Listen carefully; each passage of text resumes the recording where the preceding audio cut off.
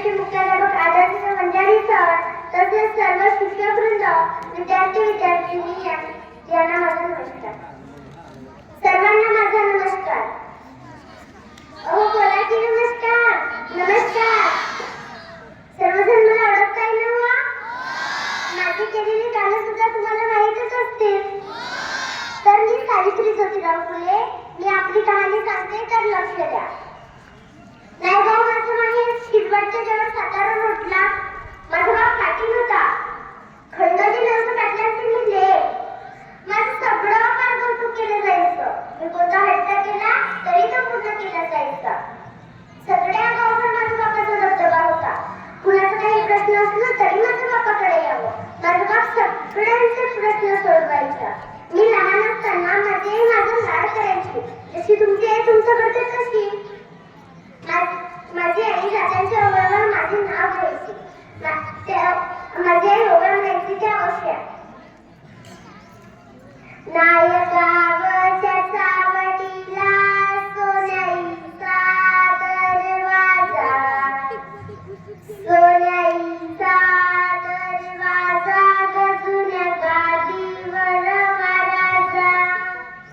सावित्रीला डोळ्यात लेक धरी बापाच्या धोतराला, धरी बापाच्या धोतराला गले सोबतीचा तुराला. माझी आई मला बाजारात घेऊन जायची. शिरवटच्या बाजारात आई मला म्हणाली, सावित्री तुला काय घ्यायचं ग? तेव्हाच्या टाइमला मला जिलेबी लय आवडायची. तुम्हाला ती आवडत असेल की जिलेबी? आईला मी जिलेबी घेऊन मागितली. रस्त्याने अशी जिलेबी खात खात चाललेली तेव्हा एक गोराचा एक समोरून आला. तेव्हाच्या टाइमला गोरांचं राज्य होतं. गोरांचं राज्य म्हणजे कळतंय ना? इंग्लिश. असा गोरा साहेब समोरून आला आणि म्हणतो कसा, हे बेटी, रस्त्याने जाताना काय ते खायचं नाही. मला काहीही कळलं नाही. बाबा जिलेबीच्या बुडाकडे बघतोय. जिलेबी खायची नाही म्हणत असेल म्हणून जिलेबीचा बुडा हातातून फेकून दिला आणि अशी शहाण्या मुलासारखी उभी राहिली. गोरा साहेब म्हणाला, पोर लय हुशार दिसते, पोर लय मोठी होणार दिसते. मी म्हणाली, माझं बापही म्हणतो पोर लय हुशार, माझं मायबी म्हणतो पोर लय हुशार आणि हा गोरा साहेब म्हणतो पोर लय हुशार. खरंच मी लय हुशार. हळूहळू मी नवकाशाची झाली. माझ्या मायला लागलं माझ्या बापाचं मागं तुमान. ते कोणतं ते माहितीच असेल. ते म्हणजे लग्नाचं. त्या काळी लहानपणीच लग्न व्हायचे. कधी कधी तर काढण्यापासून बांधायचे, नाहीतर पोटालाच टिपका, ऍडव्हान्स बुकिंग. आई म्हणाली, आता आपली सावित्री मोठी झाली, जर लगेच उरकवून टाका. माझा बाप म्हणाला, जो कोणी समाज सुधारत असेल, जो कोणी समाज परिवर्तन करणारा असेल, अशाच माणसाची मी माझ्या मुलीचं लग्न लावून देईन. माझं लग्न ज्योतिरावांशी झालं. मी 9वी होऊन पुण्यात आली तर बघते तर काय, इकडून पुस्तके, मागून पुस्तके, समोरून पुस्तके.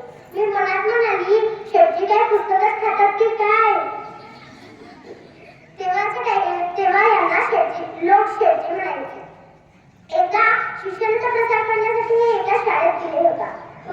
तेव्हा फराह नावाच्या ब्रिटिश मॅडम म्हणाल्या, मिस्टर फुले, तुम्हाला शिक्षणाचा प्रसार करायचा आहे ना? First educate the women. एक माणूस शिकला तर स्वतःची प्रगती करेल, पण एक स्त्री शिकली तर संपूर्ण घराची प्रगती होईल. पण तुम्ही लोक मुलींना घराच्या बाहेर पडू देतच नाही. सो बॅड मिस्टर फुले. मग ते घरी आले ना मला म्हणाले, सावित्री, आपल्याला मुलींना शिक्षण दिलेच पाहिजे. मग झालं माझं शिक्षण सुरू. पहिल्यांदा त्यांनी मला अ काढायला शिकवलं.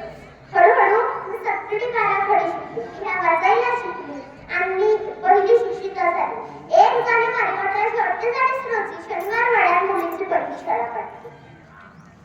झोपलेल्या माणसांना जागा पडणं सोपं असतं, पण झोपीचे सोंग घेतलेल्या माणसांना जागा पडणं लई कठीण असतं.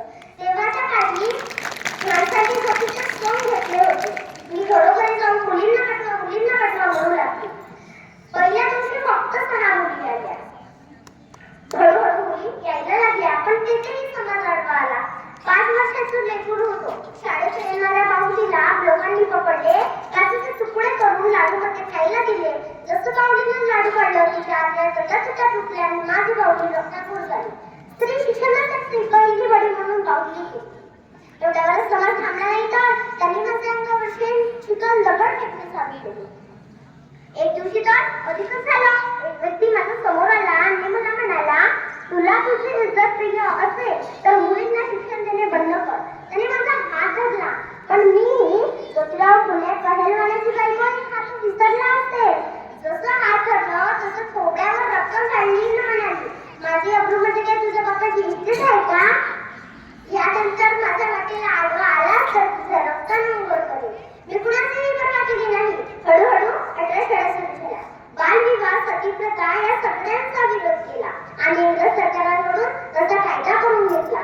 काशीबाईच्या मुलाला दत्तक घेतलं, त्याचं नाव यशवंत ठेवलं, त्याला समाजाची सेवा करायला लावलं. एकदा पुण्यामध्ये प्लेगची साथ आली. लोक मरायला लागले. प्लेग हा संसर्गजन्य रोग आहे, कुठे लवकर पसरतो, कुणालाही होतो. मलाही झाला, यशवंतालाही झाला, पण मी पर्वा केली नाही आणि सेवा करीत राहिली. त्यामध्ये माझं अंत झालं. खरोखरच माझा इतिहास घडला. मी तुम्हासाठी विद्येची जोतार होती.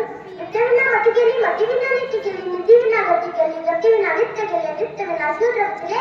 एवढे अनर्थ का अविद्येने केले. एवढे बोलून मी माझे एक वाचन नाट्य इथेच थांबवते.